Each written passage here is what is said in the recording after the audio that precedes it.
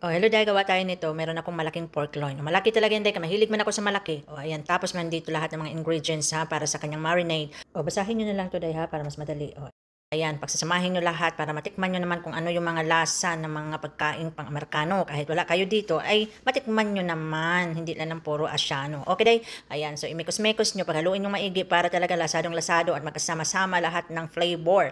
O, ayan day. Tapos yung pork loin nyo day, lagyan nyo ng salt, tapos lagyan nyo ng pepper. Para naman gusto nyo lasadong-lasado, kung meron kayong magic sarap, ay lagyan nyo rin ng magic sarap para masarap talaga. Lagyan nyo rin sa kabila day ha. O yan. Pagkatapos nyo lagyan both side ay masahiin nyo. O yan ha. Himas-himasin nyo yung pork loin katulad ng paghimas-himas nyo sa mga dudong nyo ha.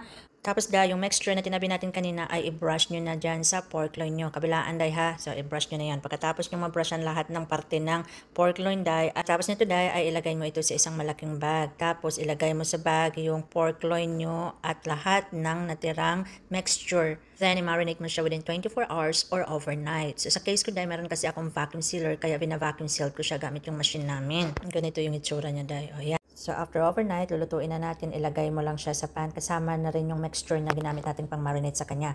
Iinitin natin yung oven natin ng 350 at lulutuin natin ito sa loob ng 3 hours. Habang nagluluto dyan, ay lagi nyo siyang brushan nung marinate. Okay, every 15 minutes ako dahil ginagawa ko, every 15 minutes ay binabrush ko yung taas niya para hindi mag-dry. So, ayan day, after 3 hours, ganito na yung itsura niya, luto na siya. Ha? Tapos day, ay slice natin siya. Ayan, day, ready na siya. O, kain na tayo, day. Sa susunod ng mga video ay maggagawa ako ng mga pagkain Amerikano na madali lang hanapin ang mga sangkap nito. Kaya pagkaabangan nyo. Thank you!